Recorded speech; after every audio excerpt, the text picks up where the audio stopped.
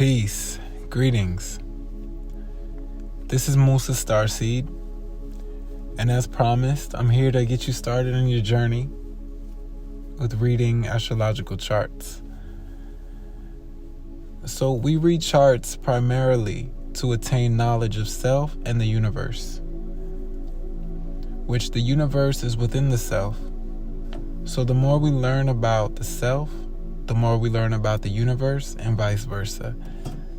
This concept illuminates what's called as above, so below, meaning that the macrocosm of space and the cosmos and the universe and the movement of celestial bodies above us is in direct relation and reflection to the microcosm of our earthly bodies and mundane realities.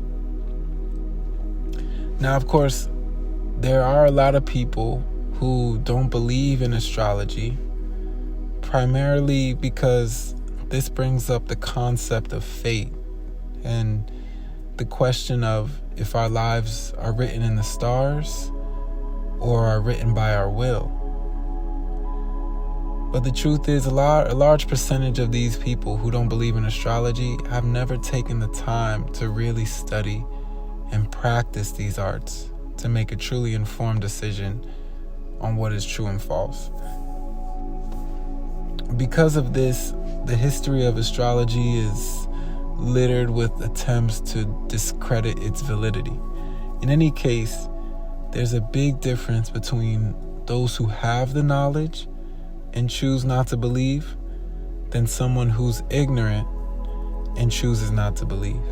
So I encourage you to at least be open to this knowledge, and then you can see for yourself if the concepts of astrological charts resonate with you in your reality. So this is an introduction video. Before we start actually reading charts, let's just clarify what an astrological chart is and what we can do with astrological charts. An astrological chart is a snapshot of where specific planetary spheres are at in any given point in time. This means that when it comes to a natal chart or a birth chart, we are getting a snapshot of the specific locations of the planets at the moment we were born. The modern approach to astrology has been focused on psychology, sort of like a way to understand people on a personal level. This has been popularized in our time by the sun sign and horoscopes, but historically and traditionally, charts have been used for way more things than that. There's an aspect of astrology, for example, called electional astrology, which is very interesting. And it uses astrological charts to find the most auspicious times to do certain actions or to be aware of when is not a good time to do something. There is also what is called horary astrology, which uses the astrological chart as a divination device for certain inquiries someone might be seeking. There are relationship charts, commonly called synastry, that are used to compare multiple charts together. There's even more kinds of charts, but we'll get into this later in the course. The main thing is just to understand that there are multiple uses for astrological charts, and many magical things can be done with them. So now let's get right into pulling up a chart and navigating around the terrain. Here are the two main types of charts: the medieval or Vedic square charts and the modern circular charts. Although we will be using the circular charts in this course, it's important to know the square charts as well. Whether you're using a square or a circular chart, what you have when you pull up a chart is an array of planetary figures that are located at different degrees within a two-dimensional graphed area. Okay, so this two-dimensional graph area is a two-dimensional depiction of a three-dimensional space. Think of it like a map, which is a two-dimensional depiction of reality, right? We know the map isn't the reality, but we also know how effective a map can be when navigating our realities. So this graphed area depicted as a circle or squares and triangles depict a 360-degree space, or basically a circle. The spaces within a chart can be subdivided in many different ways, which are called houses, and we will cover this in a later lesson. There are also two main different schools of astrology, one of which is called sidereal, used by Vedic astrologers, and the other which is called tropical, used by Western astrologers. We'll get more into this, but in this course we're going to focus on tropical charts, and we'll go over what Vedic charts are and what they look like later.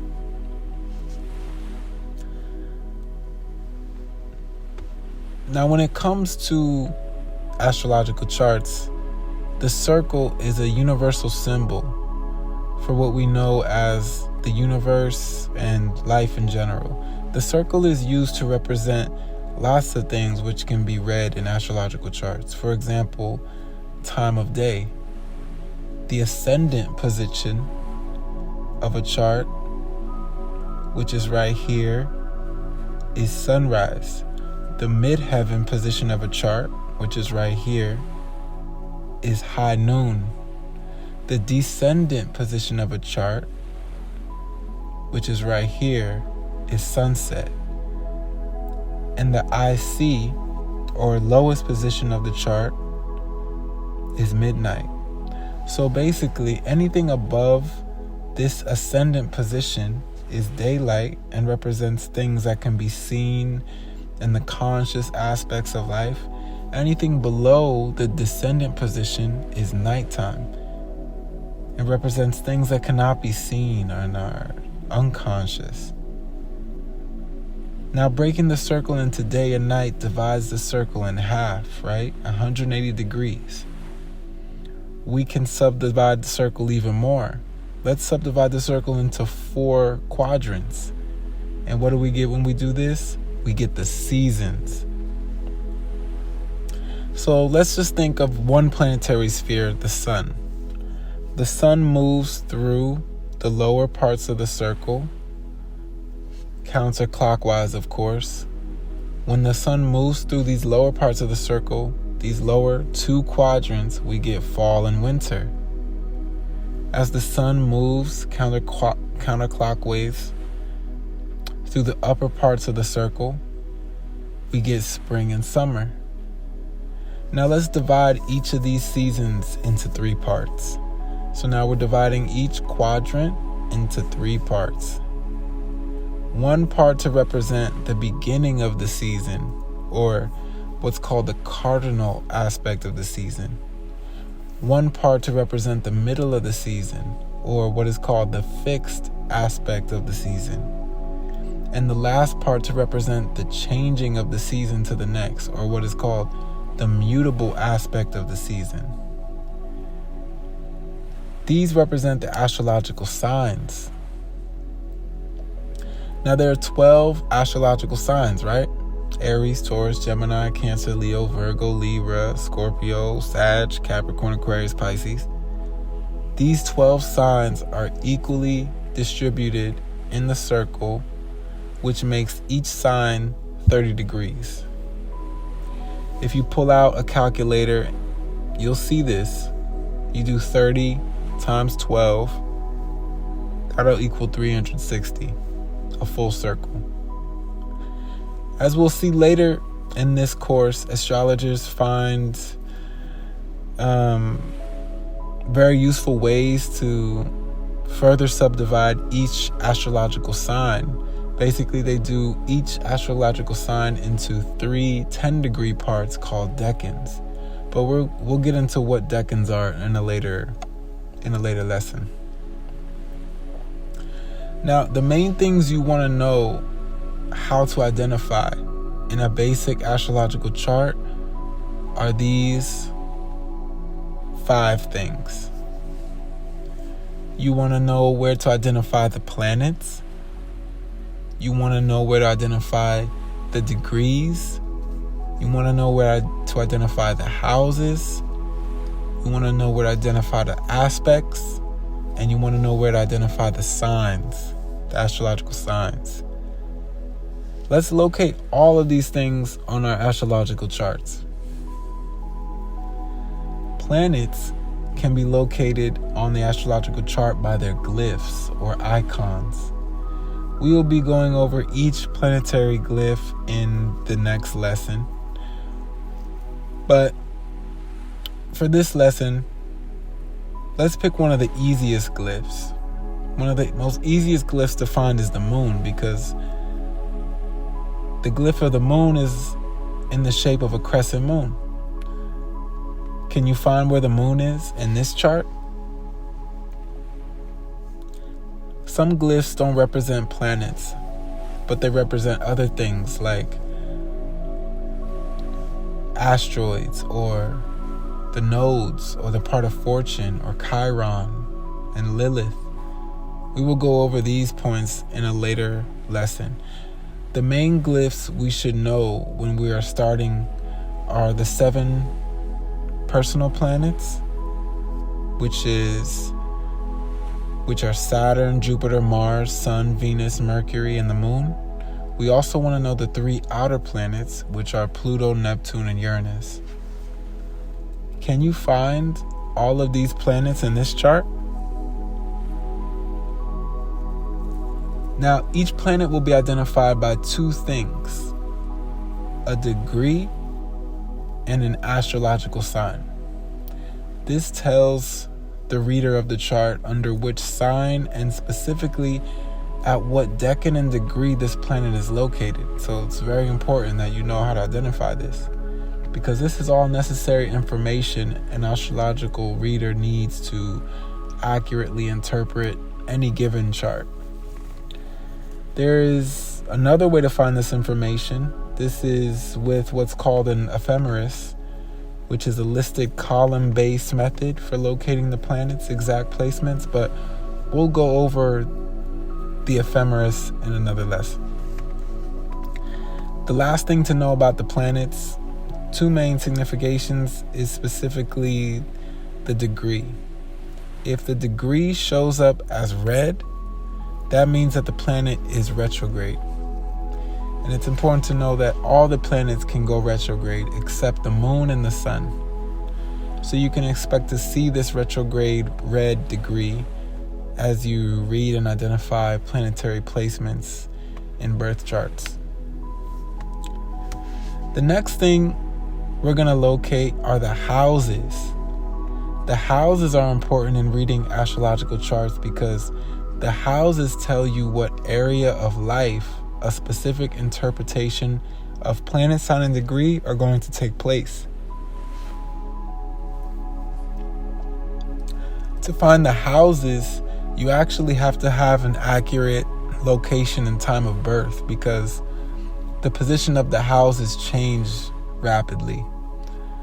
There are 12 main houses, which we will go over in detail in a later lesson.